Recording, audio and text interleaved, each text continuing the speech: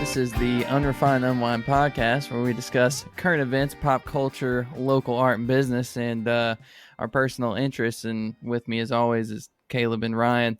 Guys, I was going into town after work. I think it was yesterday, and I was picking me up some food. I can't remember where I went. I think it was Little Caesars. Yeah, Little Caesars. And I went. It was Bragg Boulevard, and got my little pizza and drove out and went about my day to go home, and literally the first thing I see as soon as I turn out of Little Caesars is Prostitute. And it just kind of struck me, I can't lie, because it was so early. It was like 6:30. It doesn't even get dark now until like 8:30. So I thought that was kind of like one of those things that was like normal, right? I don't know if they have to wait until then, but for me, it seems like they should have. I don't understand. It's like, women of is the it night, normal? not so much. Yeah. Is it normal? Is it normal? Like time wise?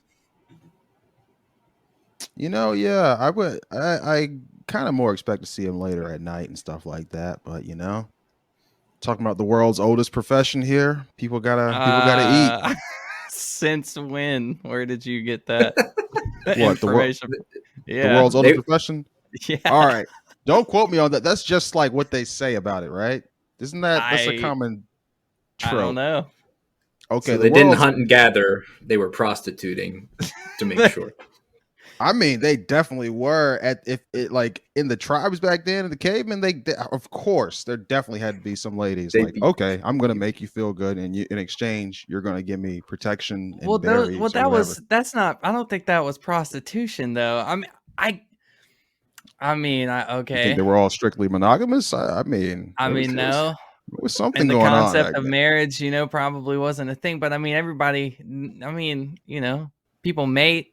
And animals mate and stuff, but that's a little different though, right? Yeah. No, you got the bull elks fighting each other type thing, and the strongest one takes the lady, so to speak. But that's not that's not prostitution though. Yeah. True. Maybe it needed to reach a more civilized society before it could be. Because to be a prostitute, you have to have some sort. I mean, unless you're under the services of a pimp, right? You have to have some sort of autonomy. What? Well, I guess the main point we're leaving out is the whole profession. Like, when did things actually become jobs? Like when we're jobs. So, yeah, the oldest profession, though. Okay. This is a common phrase, though. All right, I'm not making this up. I swear, like the world's oldest profession. Anyway, what do you think about it, Ryan? No, I was going to ask Ryan. Do you see that a lot of where you're at? So there is a crazy couple that kind of, Sarah says she drives by them after work every time, and they're flashing their goodies. So I don't know if that's so much prostitution as much as it is free advertisement. But okay, it's Mardi Gras. But we out in the country, so it's really not as prevalent as it is, like it is on streets like Bragg and the likes of that you were driving through. But that begs the question: is prostitution in itself? Obviously, it's been around a while, but the oldest profession. The oldest profession. Excuse me. Y'all laughing? We're gonna look this up afterwards. All right, okay. I'll be laughing. Is it a respectable profession? That's kind of the question that comes to my mind. Where is it legal at first? It's illegal like everywhere but Nevada. Well, in the United States, yeah. I think, yeah. Sorry, yeah. You got old Vegas, so I think the culture around Vegas really kind of dictated that loophole. But you've got a bunch of red light districts in a bunch of different countries, and for sure. But here England, though, yeah. Sorry, go ahead. I know in England, it's like they completely unregulated. So like, it's not explicitly illegal. It would be illegal though if you opened a brothel or did pimping or something like that. That's illegal. Like organized prostitution is. But you're saying You're just saying like random women or men or whatever trying to sell their bodies, sex workers, I guess. What's the difference? What is a sex worker exactly? I think a sex Is worker that what encompasses prostitution is, and maybe I feel like it and kind like of encompasses. escorts like and prostitutes, they're different, right? I Or saw them are as they? the same thing. I know the escort's kind of like a dressed up legal term for it. Like that's how I think people get away with it here, Uh, right? They're like, I sell an escort service. I'll be your date tonight for $20,000. right. Obviously, it's going to be Before, more than dinner and drinks, Yeah, yeah, I guess. Yeah. is it?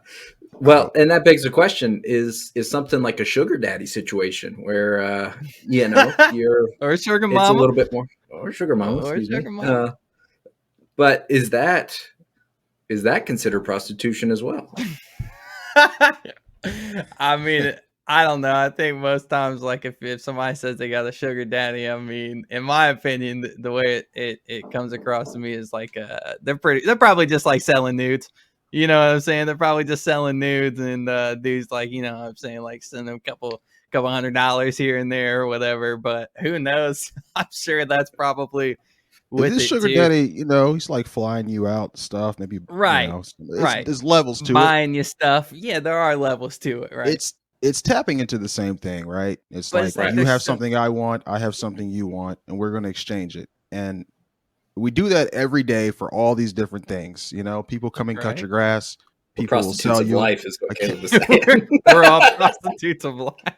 we are, and I think it just gets funny when when the service you're selling is sex because it's such a personal thing to most people, Well, that's right? what I was. Yeah, I mean, that's what I Sacred. was.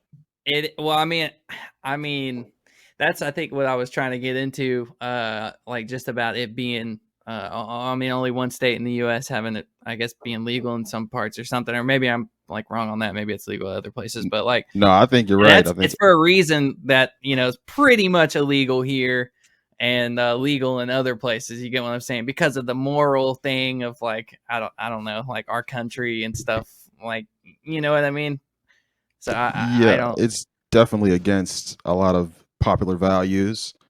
Well, right. what makes a profession respectable, or what makes it? Do you have to be a contributor to society? Like some of the even the lowest kind of positions, and in accessible positions, they're at least functional in society. I don't know that the prostitution, while whatever your opinion may be on it, it is a function. Go ahead, Caleb.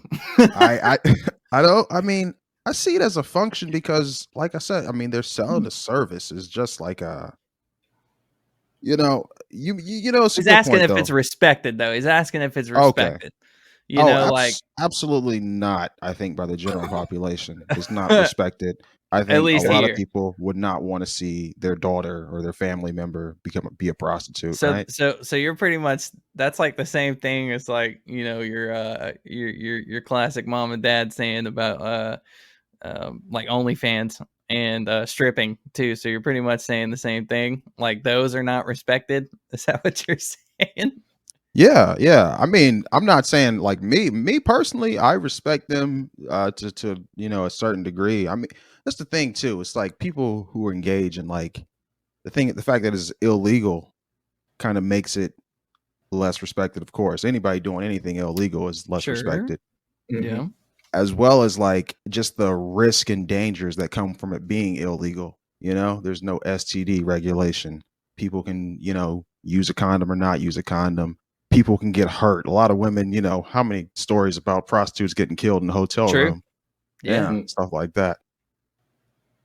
People on drugs hooking so they can, So buy the where, next but like fix. where, I mean, obviously people got to do what they got to do. Say it all the Yeah. time. It's like, you don't know what anybody's going through and stuff like that. And obviously, the whole sex working thing and like selling your body type thing. It's obviously super delicate and weird, I guess, to talk Yeah, yeah, about. for sure. But it's like, just thinking about myself, or like my Yeah. friends wanting to hoe themselves out and stuff like that. I mean, What? you know what I'm saying? Like you Turning tricks. You do what you got to do, and I you know, I as far as it being respected, you know, generally, like you said, it probably isn't. You know what I mean? Yeah. It probably isn't. I also good. No, I was just gonna say there's levels, I guess, to it. Like Caleb was saying, Yeah. to a degree. I guess I it would all say in general, we don't respect it as a country. yeah, but like for me, you know, somebody has an OnlyFans, somebody does this or whatever. But like escorting and prostitution, like the prostitutes I was talking about, what I brought up, are these people that are often strung out on drugs, that look terrible and just, you know, homeless too most of the time, like where I was talking about So, Bragg Boulevard and stuff. But well, that brings me to a point. Is there a level of prostitution where it becomes respectable? Like, you know, you've got the people who make burgers at McDonald's, then you've got like the Gordon Ramsay chefs. Is there levels of, you know? Yeah. Like what's the movie with Julia what was the one? Pretty Woman. Pretty Woman. Yeah. I feel like that's respect. That's a little more respected, right? When you're like the high class one, right? When you're and that's the thing, like the escort versus prostitute versus you know, whatever. And I guess that's another thing. Cause I mean, that's a good point. You know, somebody like the Julia Roberts even was, you know, the hero, so to speak, in the film, I guess. And facts. You know, it's someone my daughter would be happy to grow up to be, huh? Yeah, I mean, yeah, you're right. The hero, you said. No. I mean, it just, you know, she. Anyways, yeah. How is that? Where is that line at? Where is that line between the respect and the non-respect? Is it the amount of money? You know, I think it goes into a deeper where, you know, if you're attractive, you get life on essentially easy mode, and that's just if you're more attractive, you get more money. You know, you appeal to a richer demographic. But I still think the root of what you're doing isn't respectable. You're still, you know, I think it could all be respected, maybe not by everyone, but by a lot more. I'm gonna come out in favor of legalizing it, and that's gonna sound like I have like a personal thing, but it's just like I think it would benefit society as a whole if these women, maybe like you saying, like on the street on drugs. What if you know what I'm saying? What if there were like agencies to this stuff? And Caleb's like pimping service. hey, there were. I don't know. I honestly haven't heard much debate or discussion about it, to be honest. So, I mean, it's kind of interesting to think about. I mean, well, it's the big moral. I think it's the big moral dilemma of the whole thing and like the values of it. You don't think a woman should go to jail for selling her body, do you? I mean, no. I mean, no. Nobody thinks right. So, No. like. Yeah. I mean, obviously not. You know, But do whatever people are going to do it. People are always going to do it. They've always done it. So we got to find a way to make them do it as safely as possible. I think. That's like the same thing. That's like the same thing about drugs. It's like a lot of the same argument that people make about drugs, like having these, and it's a whole different topic, but it's like, open up these like centers where people can safely get Narcan and all this stuff. But anyways, it's essentially a brothel for drugs. Yeah, exactly. Yeah. I mean, you look at what's going on now, and it's like, is that going to be worse than what's going on now? I don't know. There's some pros and cons to both, I think, but like, yeah. Hey, Ryan, you bring up an interesting point, because even me sitting here talking about like how I see it as a profession and everything, there is part of me that wouldn't want, someone I love to be in it, to be doing it. Mm-hmm. Yeah, I don't know why. I maybe it's massage. I don't know what's up. But, is he going to use the M word? Misogyny? I don't know. It's like but yeah, I guess it really comes down to how people view sex and everything. Personal, but I'm sorry, what were you saying? Yeah, I think it's got a lot to do with the personal viewpoint on it. Especially, they say you got to hustle, whenever you're down bad and whenever you're in the slumps, you got to hustle and do whatever you can. Right. It's capitalism, baby. We gotta, there's a respect to hustling, right? I feel like there's a large respect around it, but a lot of times that's stealing, it's scamming, it's doing stuff that is questionably legal. That I picked for my my legal right? card. Yeah, Yeah. Do hustling. But I don't respect thieves. I don't respect stealing. I don't respect someone hustling out there to. So I mean, I think there is an argument to be made that you're essentially just selling what you got, and I mean. So if you're prostituting for drugs versus prostituting for feeding, putting food on the table for your kids, you think there's a level of respect there then? I mean, essentially, man, like Yeah. It's I feel like it might be even more delicate than that, but I guess that's probably the best way to. It's I can't easier imagine to that sympathize situation. with that for sure. It's easier to Yeah. sympathize with that. But even with the drugs, it's like if you're at the point where you're prostituting for drugs, you're probably, you know, pretty ugly. No, I'm just kidding. Jesus. well, dang. I mean, you know, when they first start out. But you're definitely at a point where, you know, that drug is like really important to you. So I kind of sympathize with that too. But I understand people's reservations about it. I'm sure people, you know, just the option of having prostitutes is it can I don't know. Man, this is a loaded one. This is a loaded one. Yeah, it is a loaded one. And we're, of course, you know, I mean, I don't judge anybody for what they got to do, you know what I'm saying, to survive for sure. And just because I'm not willing to do it or I'm not saying I'd be willing to do it either. No, I don't know that any of us are saying that. Yeah, but, right. Doesn't mean that I suppose somebody can't respect it or enjoy it, I suppose. You say you're not willing to do it. Okay. Okay. A beautiful woman approaches you and offers. Is there there's no dollar amount where all that self-respect and all that goes out the window? I got you, Ryan. Okay. So Ryan's married. There you go. Boom. Of course. That was aimed at Eli then. Wait. Sorry. Okay. Question. Hold on. Just to clarify for Eli, are you saying that somebody's going to pay you to have sex with them? An attractive female is going to pay Eli to have sex? Oh no, that's what I was about to get into. Absolutely not. I don't know. Well, no, that's what the hypothetical I was laying out, because you said you would never do it. But I'm saying if you were single, it's like there's no dollar amount that a woman could pay you to break those morals. Eli's like, shit, I'll do it for free. No. That's my point. It's not about really the money. I'll take the money. I mean, exactly. That's why I'm trying to bring y'all to the side of legalization. Okay. All right. So we'd whore ourselves out. But I wouldn't sell my. It's no different. It's no different. Selling yourself versus, you know, being bought. Wow. That I guess there's no difference in that. That's what I think the Pretty Woman stuff job is. Actively advertising yourself is different than getting hit up, sort of thing. Yeah. I mean, if you can draw good, if you can draw good, somebody will pay you to draw. If you can, you know, well, now we're reaching here, and bring that cast back in a little bit. All right, reel it in.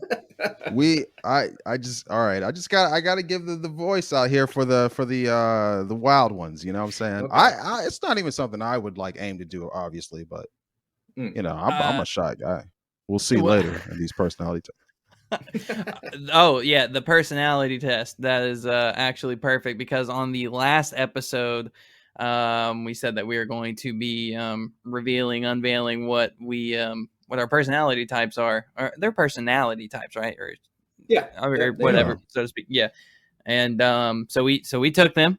We didn't tell. At home did as well. Yeah. Right? The viewers at home did.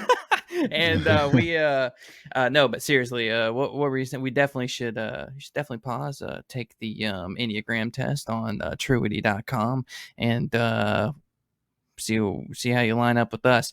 So anyways, Caleb, I'm interested to know what'd you come up with? Well, my test was pretty direct and pretty consistent. My You were top happy one, with the results? I accepted the results. Let's say that because Okay. my number one thing was number 5, the investigator. Intense, cerebral type, perceptive, innovative, secretive, and isolated. And I can feel how that represents me a little bit. So you were type what? Type 5, and Type my 5. secondary types were type 4 and 3. So type 5 is the investigator, type 4 is the individualist, and type 3 is the achiever. True, So yeah. let's see. Let me look at some key personality traits of a type 5. Appears Please. lost in thought or absent-minded. Extremely difficult to crack inner world. In-depth knowledge on specific subjects of interest. Gives insightful, well thought out responses. Thinks extensively before speaking. Has clear boundaries between family, friends, and work. And most of the time withdrawn and extremely independent. Is that you, Caleb? That a lot of that is definitely me. This is yeah. And some of it is like you read it and you're like, oh, this is cool. It's almost flattery, and then some of it you read, it's like, Yeah. oh, I got some stuff to work on. It's like 'Cause- the shoe fits type thing. yeah, It yeah. often It's hurts when it does. the Yeah. whole secretive aspect. It's like I don't want to be perceived as secretive, but yeah, I guess I am kind of like a little bit guarded, a It little says guarded, a it little says closed you're off. you're a pioneer. You're a pioneer of independent and critical thinking. I mean, I like to think deeply about things, I like to think deeply about things. One thing it said, the biggest fear, being useless, helpless, or incapable. And I definitely felt that. I was like, oh I think wow, yeah. a lot of people. Yeah. Yeah. It does become like a little bit like a horoscope. Like, is this just what everyone thinks? But yeah. Honestly though, I identified a little more with like I think type 3 that's maybe a little more happier, but even that one had some things. Type 3 was the achiever. It was supposed to be Success self-assured. oriented, right? I just wanted to note though, since you did come out as type 5, My number 2 was type 3. You're right, and some of the famous people that have also, I don't know how they got this information, how these people were type 5, but apparently Albert Einstein, Bill Gates, Stephen King, Good Mark company. Zuckerberg, Tim Burton, Stephen Hawking. Yeah. See that head swelling up a little bit. It's good company. Yeah. It's good. Well, to be fair, company. we're pretty much all type 5, I think. Yeah. We'll let Caleb get into the second one. Yeah, for sure. You get this. Oh, the second trait. Type 3. Man, type 3, that was the basic fear of being worthless, which I feel like ties to type 5 a little bit because it's like being useless, helpless. You know what I'm saying? Says they always look for ways to win in life, reassuring themselves that they are valuable. Yeah, I definitely have a thing with like seeing my value as like what I produce, what I create, what and I think that there's a deeper thing though. It's not, I don't think it's right to always do that. There's an inherent value in just humanity and just self-love and stuff like that. And I can be a little self-critical, but it'll pop up. I think that's a pretty common male trait, being that provider, being your success, being how you contribute to families when, a lot of time, sometimes just being there, not necessarily being successful is being is the better. provider. Yeah. Right. What about you, Ryan? What was your top? Yeah. So the top 2 that I had was, it was category 6, which is known as the loyalist. Type 6, the skeptic. Okay. Yeah. Yeah. Also known as, we might be having some different, so at least from the Enneagram that, so loyalist, does that also say like committed, responsible? Is that security oriented, engaged, security oriented, organized, well liked, good at managing finances, excellent team player, belongs to a tight knit group of friends, clear communications, detail oriented, and precise. That's definitely you, man. That's definitely you, bro. me. I've known you for that's definitely you. It's been about 10, 12 years now, and Yeah. I've got budgets on budgets for my finances. You show me your spreadsheets, man. Organized. I fell right the hell to Yes. sleep. It was great. Yeah, and I had no problem showing you guys either. But yeah, that's to me to a T. You know, the organized. I don't know if well liked is actually me, but True. Ass. but Shots fired. with the idea of being organized and a team player, I do like to think that those are a lot of the positive traits that I try and follow. But the second one is Hang on. Oh, yeah, I want to ask you a little something. I want to see if you identify with this. All right. So Yeah, sixes I have become one too. extremely paranoid and suspicious of everything and everyone in their path. They're prone to developing anxiety due to their hypervigilance to any impending real or imagined sources of harm. 100%. So That would be an there's unhealthy six. So That bada was bing, when I was got taking 'em, the test. you've been had. No, I'm kidding. I think it's important to recognize that because I do everything else in the 6 category to mitigate those anxieties and those worries.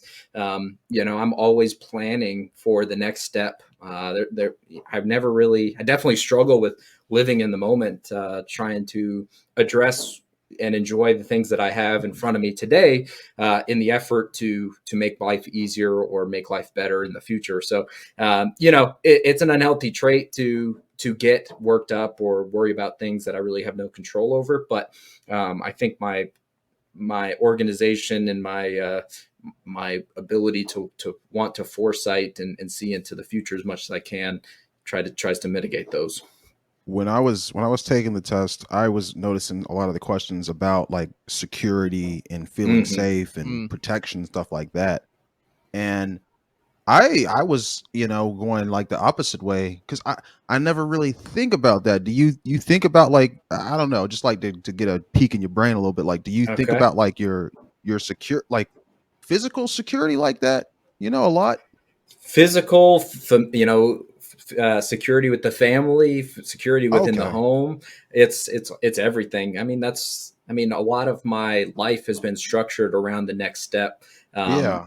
You know, I mean, Sarah's, like I said, in PA school she went through PA school, and now I'm trying to formalize the best plan to pay off loans. So, and aggressively paying off so that in the next 2 to 3 years we can live debt free, right? So constantly Yeah. thinking about just within my marriage, within the home, being secure financially.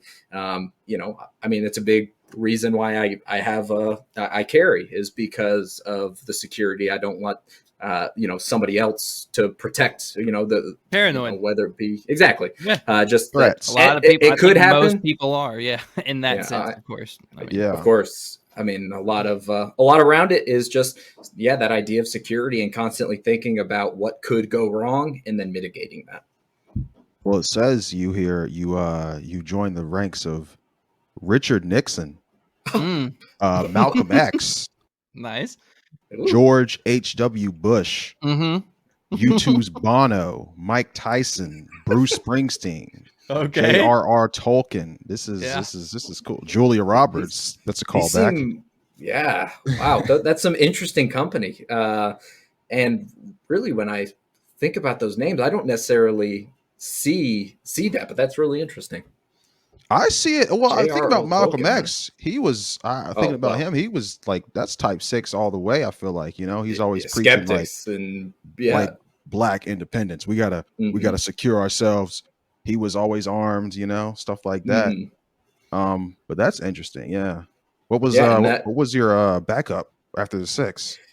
it was reformer. So it's type 1. The key traits that I have are rational and self-controlled. I mean, Eli, what other comment? Do you have any other comments on that? I know that you had a big list Oh, of sorry. Oh, 6. no. I mean, no, that I just, wanted to get into the main one because that definitely, it really did sound like you. What did you just say? The type 1 was, what were those two? Reformer, rational, self-controlled. Definitely. I mean, I don't think I've ever seen you lose your temper, and we've done a lot of things competitively with against each other and other people and stuff like that. And I don't think I've ever seen you really lose your cool. Once. Yeah. I mean, I've seen you get upset for sure, but Right. I mean, always very self-controlled. I mean, I think in tennis, I think the motto that was coined to me was "kill him with kindness." Man, So, beautiful. Beautiful. it's Who I try and was that Captain Milanese. Scarce? Oh, Yeah. well, yeah. I think Gotcha. it was Minsick. All the way back to Minsick. If I'm being Oh, honest with yeah, you. man. But the idea of It worked. trying to keep a level headed, it did. That's it. But level headed, I hardly ever make a decision through emotion. I try and disconnect myself from emotion on a lot of situations, and look at the facts, which makes sense, and why my secondary is reform or irrational. Do you feel like it maybe leads you sometimes? I see here it says type ones have a tendency to think in absolutes, black or white type thing. You have a lot of that. Yeah, very 100%. little gray area. It's either it's happening, we're making this happen, or this is not happening. 100%. Yeah, and it's so simple in my mind, that this is this is black and this is white, and I think a lot of people see the ambiguity in those outcomes, whereas I see them as clear absolutes. So it definitely has some struggle, when you're trying to agree on something or find the common ground. A lot of times I have to make that gray area, and it's hardly there. That's who you remind me of. What was it? Is it Ben Wyatt off of Parks and Rec? Right? Oh, yeah. Just like that guy. He was the boyfriend of Leslie. Yeah, right. Oh, yeah. Okay. I mean, and a lot of his interest, I'm not going to say I would buy a Batman suit or anything like that. But come on. If the you would. You would.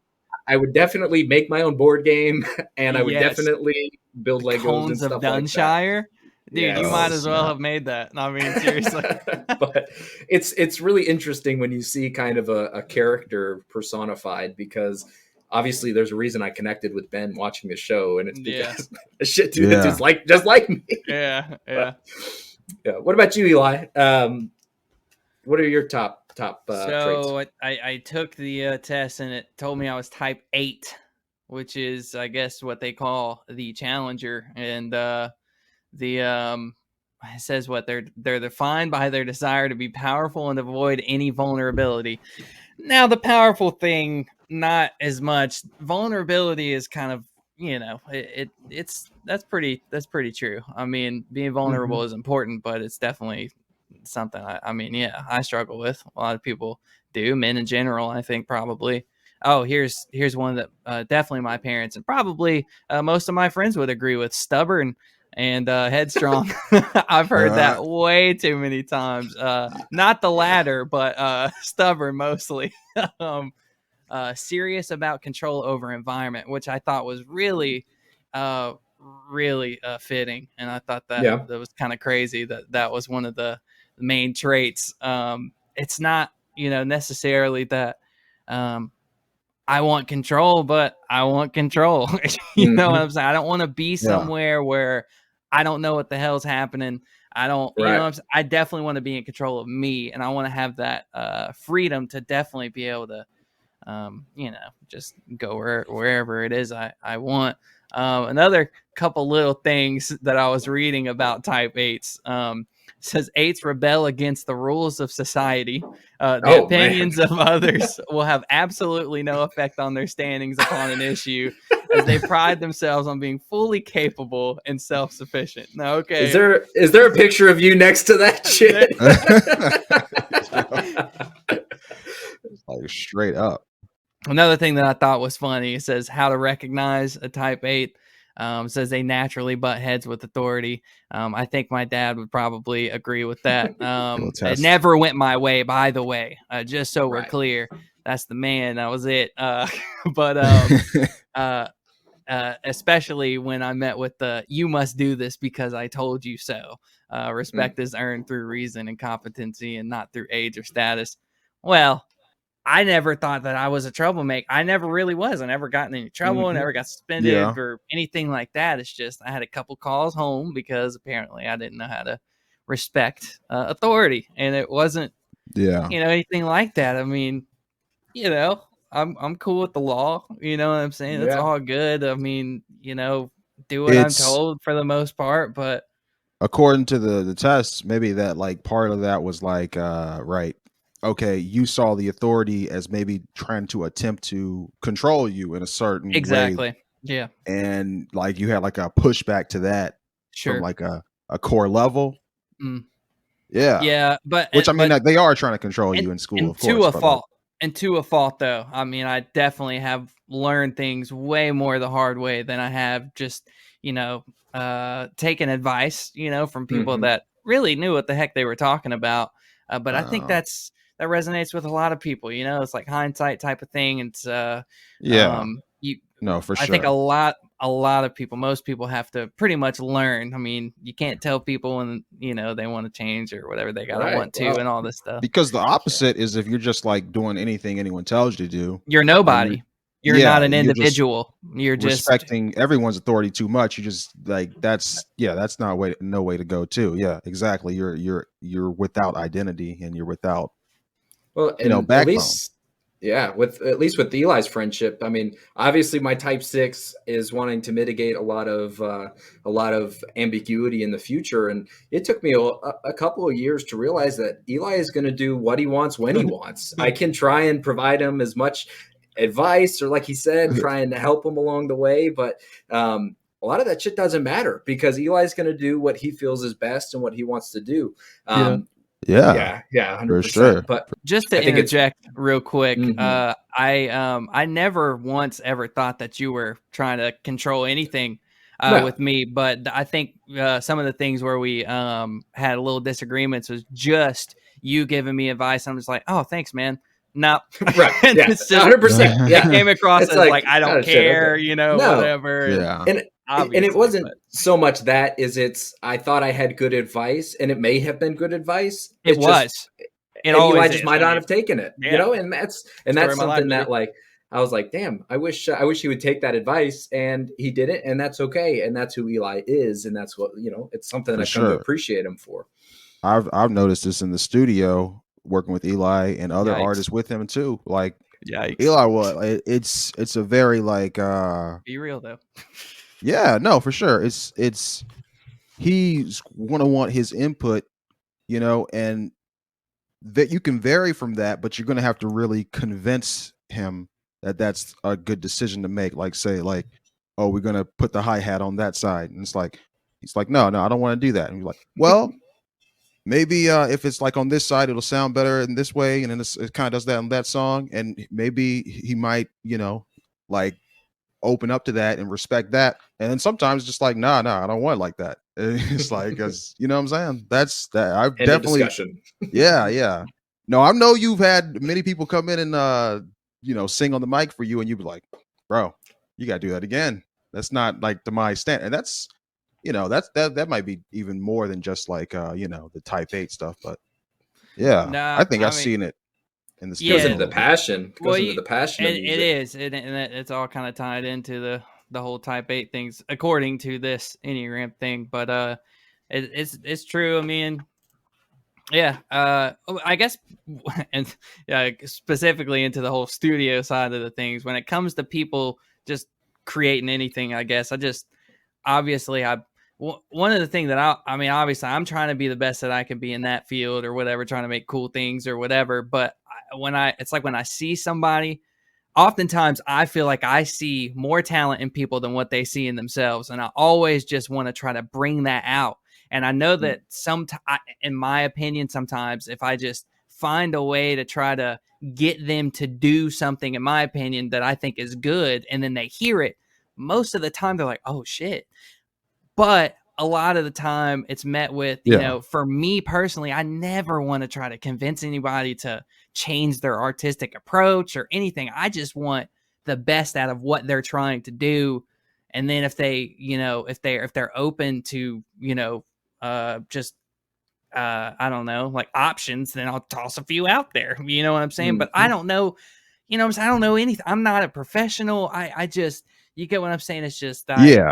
I just want the best out of people, and Yeah, I think that's ultimately what I try to get out of. I mean, And that's my bad. I didn't mean to misrepresent. If you're an artist listening right now, no, but hit up you were Eli, completely get in the right though. studio with him. All right. Yeah. I was just saying, the type 8, you know what I'm saying? Read a little bit on type 8 before you go. No, We're gonna be I challenged. don't know. Basically, what it boils down to is, I guess, what is it? Mine is a pussy. Eli's is kind of a jerk, and Orion's is a robot. Right? Yeah, Is just that a what fucking I'm getting? robot. Is Yeah, that what I'm getting? Affirmative. For sure. What personality types do you think most prostitutes or escort workers are? I think they got to be the generous ones, the helpful or the helpers, huh? Yeah. I hope so. Yeah, the helpers, the caretakers or givers. I mean, it would have to be somebody who's not afraid to go against the grain. It would have to be somebody, you know, not afraid of like self-image too much, because it's just how prostitution is viewed, right? Mm-hmm. And you know, somebody with that go-getter kind of personality to get in that space. I don't know. I feel like I've come across very pro-prostitute on this podcast. Are you not? I am, but it's like I don't want people.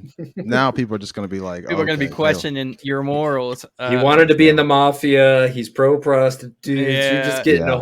we're getting to round out who Caleb is. Yeah, huh? we're getting a type Hey, 6. you know, you're an achiever, right? That was my second one. Yeah, that was your second one. It's pretty like, close. yeah. So I'm wondering, it's like, do you present yourself in a certain way on social media to protect your self-image? Like, do you find yourself like maybe tweeting something out a lot of the time and then, you know, backspacing it and deleting it because, oh God, no, I probably shouldn't say that type thing? I guess everybody does that, but Oh, for sure. I mean, I do think everybody does to some extent, but yeah, I mean, bro, I barely use social media these days. You know, actually posting stuff. I think it might have to do with self-image. You know, I don't. I don't know. I feel a bit of a disconnect and a fear of being judged, you know, in some too much. respects with So social media. you're not really on social media like that. I'm on scrolling and stuff. I'm just not Mm. posting very much. But I that's an tweet every blue moon, you know. Yeah. That's an interesting point, because you say you're afraid of being judged, but social media would have you to believe that those are your friends or your followers, the people that support you. That's true. I think it's really interesting how the people that we think support us, and I've got Eli, I want you to go into your kind of viewpoint on social media, because I think I've got a pretty negative one, and I know that A soured relationship. No, I wouldn't consider it a relationship at all. Just a personal viewpoint, and especially how people utilize it. But what are your thoughts on it? I love social media. Generally, I think for the most part, I mean, there is a lot of messed up shit going on with social media, though. I mean, a lot of stuff, I think. And it's just all weird. I think they got too much information. They're just selling like everybody's information and hella bots and stuff interacting with people's profiles on these platforms. Twitter, and it's just for sure. And there's safety, you know, things like, I mean, just the content alone, like just like on TikTok. I mean, obviously TikTok is huge and it blew up. And then, I mean, honestly, I think Vine was better than TikTok. Vine had classic, like the 6-second videos, and then they bumped it up, and then everybody started coming in with the stuff, and then Facebook came and take over, and everybody's on Facebook. You know, everybody. That's the best. Everybody and their mother. The best way for families to keep up with each other, and also moms to post every little detail about their child's life. I mean, down to freaking everything that they're doing, dude. It's honestly, it's messed up, man. It's weird. It's like takes away a whole bunch of privacy at the same time. There'll be no shortage of baby pictures for this next generation, for sure. You know, like no gaps. Like, this is how old you were this day, and this is how old you were the next day, and then the next day. It's like they'll have everything. I think my main issue with social media comes down to the people wanting. It's got more to do with the people perception. I've seen a lot of kind of analytics, and I mean, obviously, just a lot of generic posts about the happiest people are the people that post the least amount, and the people who are the unhappiest are the ones trying to make their life seem grandiose and extravagant. They're posting pictures of them on some massive vacation while they're $30,000 in credit card debt, because that's what they stuff like that. They're trying to impress people. There's that saying where you or the sugar daddy flew him to the vacation. Yeah, right. Keeping up with the Joneses. Yeah. I mean, that's a big thing. Keeping up with the Joneses, trying to impress people that they don't even like and people they don't even know. It's toxic. It is it's 100%. There's a lot of toxicity on social media. I think that's a big reason for a lot of depression, especially in underage kid or younger cyberbullying, nuts. Cyberbullying. Yeah. I really don't think there's much place for social media. I mean, I like I'm only on Facebook and I guess YouTube, but YouTube Shorts. That's what I scroll through a lot when I think of scrolling. So there isn't a lot of peer-to-peer interaction. I don't post a lot, but I don't really have anything that I care to share with anybody. The people that I care about the most, and that's got to do with my, I think the loyalist is I'm a tight-knit group. I've got very few close friends because I don't give a shit if other people know what I'm up to. I don't care if they know I got a house or where my house is, because people post their damn address, it seems like, and that's freaking nuts, dude. It's crazy. Everybody posting everything that they got on there, and it's just an open door, man. They're opening the door, and all they're doing is trying to impress people that they don't like. They don't know. So that's a lot where my kind of view on and my kind of gripe with social media is it becomes a pissing contest, a dick measuring contest. It's like every other thing. Yeah. Right. I mean, but I like to think that I've surrounded myself with the people in my life that don't have to constantly compare. We all support each other in our journey, and I don't think that social media is a place for conducive relationships. That was the biggest thing, is the comparing thing. It leads to a lot of unhealthy comparing yourself to other people, I think. And a lot of people, just like, you're saying, keeping up with the Joneses and stuff. It's just these, I don't know how to explain it. It's just these unreachable, unobtainable lifestyles that these people are promoting on social media. For a lot of people, they do a lot of crazy shit just to try to get, where they are or something like that. One thing, I can't. I mean, like what you're saying, what Ryan was saying about the underage and all y'all saying about the comparison thing. It's like when we had social media, we were young and there was that going on. I cannot imagine how it would be for like a 11, 12-year-old girl right now. Yeah. Instagram, like, oh my, I would hate myself. I would, be starving myself. I'd be sticking chicken cutlets in my boobs to get bigger. Something is going to have to happen. Like, I would go crazy. We'd go crazy. Just trying to be the next. I mean, even men. I mean, we do the same stuff though. Men do the same thing. I mean, bananas in the shorts. Joe Rogan had this joke. It was like the male body is achievable though. You know what I'm saying? Any man can diet and exercise and get ripped. Some women are not going to have that waist, like no matter what you do, But it's the same thing with guys though. Guys are all built, different, so to speak, and stuff. And there are some guys and or people that are just big. You know what I'm saying? They're just big guys or little guys, you know what I'm saying? That no matter what they do to put on weight, they can't, gain weight, and vice versa. I mean, I think you get them in the gym. I think I know what you're saying in terms of like I know what you're saying too. Yeah, it's like I think it's way harder on women. Well, definitely. I would agree. I'd have to agree. And be careful about the fitness industry, because you'll be surprised at how many people are actually on gear, how many people are unnatural, and they advertise themselves as being natural, and especially for these young guys that are they're toothpicks, right? They're not developed yet. They haven't hit puberty, and then these guys, you can do this if you eat chicken and rice every day and work out for 2 hours, and do the Rock's workout, right? Like it's a realistic $1 million worth of equipment and training and stuff. I mean, Yeah. and I've been working out for 9 years. I've hit some pretty cool goals, but You ran a marathon, right? I've ran a marathon and I've lifted quite a bit of weight, but I haven't reached even close to the peak male physique that these guys advertise. And I work out 6-7 days a week, but I'm not unnatural, and it just sucks to see, especially when people are starting to get into working out, and women. I mean, a lot of women are on gear as well. Like, it's so Yeah. common nowadays, and again, that just goes into that whole idea behind the social media being a bullshit place for people to advertise shit that they're not really capable. Like, And it's just a that really is unhealthy. the best thing about it, I think, is like, if you like us as musicians, I feel like social media is kind of a gift, right? You Mhm. know, For sure.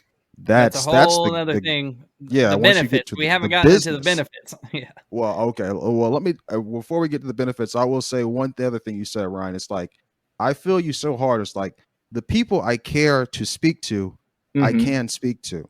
Right. Like, they're a call away, or they're right next door, or they're a drive. You know what I'm saying? Yeah. I feel that really hard. So yeah, I do see this sort of like futility and like emptiness a little bit about it. And I think we all Right. do. I mean, honestly, I was scrolling Instagram last night, and I was Mhm. like, just like, it wasn't like making me happy. It wasn't like, I was like, Right. why am I doing this? Sometimes, Mhm. it's like, why am I doing this? I don't Yeah. think it. Yeah, I mean, and that's one big reason why I got off Instagram, because, like, obviously you've got the psychologist geniuses behind Instagram that are creating content in your live feed, or the feed that's The geared, algorithms. the algorithms there you of go. okay, so I watched one guy do a bicep workout. Now I've got to watch 15 dudes or 15 extremely fit people, fit girls, show Yeah, me workouts, and make myself feel shitty about myself, because, like, god damn, why can't I look like that? I eat really good for 6 months straight, and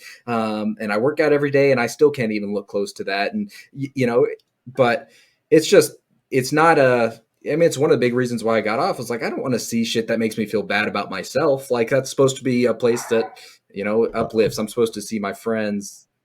So Caleb, you did mention that there was some good that you had found in social media. I'm wondering if you can elaborate a little bit, because I do think there is some good behind it as well.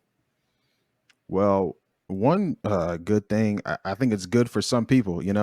Musicians, artists, even comedians. I've seen a lot of them on, like, I've been introduced to a lot of them on social media. You Same. know, scrolling TikTok, you see a guy nailing some guitar solo, or you see like a band you never seen, and they get a million views on social media. Before Yeah. social media, those people might have lived in obscurity or whatever, but I think Hmm. it's given a lot of people a lane. I want to Well, start posting like stand-up clips on social media, and just having Hmm. like a bunch of clips of stand-up. That I think that'd be really awesome. a lot of people do that, and it's like it just took me back to like the birth of SoundCloud type thing. Yeah. It's like Yeah. there's a lot of artists, a lot of rappers, a lot of singers that kind of got booming on SoundCloud first, which is free for everybody. I mean, that's not Hmm. necessarily social media, but I'm saying they were able to market themselves on social media where they could say, Right. hey, you can go listen to this for free without subscribing or doing anything. And then some of those people, I'm saying, blew up and, Yeah. signed Yeah. record deals and everything. And that's how a lot of people are getting noticed today, so especially on TikTok, man, is Yeah. these, like these big time artists. I mean, celebrities or whatever, they see all the same stuff that we all do, essentially. Like TikTok specifically puts these people in front of these celebrities, Yeah. a lot easier and more randomly and just more consistently than any of the other social media platforms. And Yeah.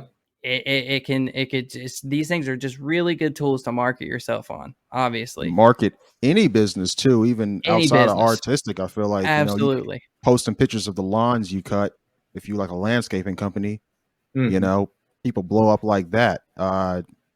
Take it back, prostitution, people doing that whole thing. I mean, Craigslist, yeah. Backpage, whatever. That's Yeah, that's social. true. That's kind of like social media, right? It Um, is.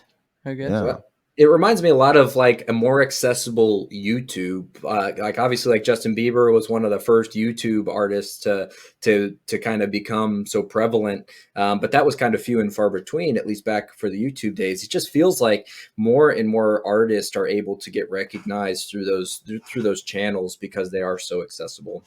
Much more than they were even like a decade ago. You know, I mean, just everything is blown up, and with that has been like the saturation. I think even an oversaturation of I guess talent almost. Okay.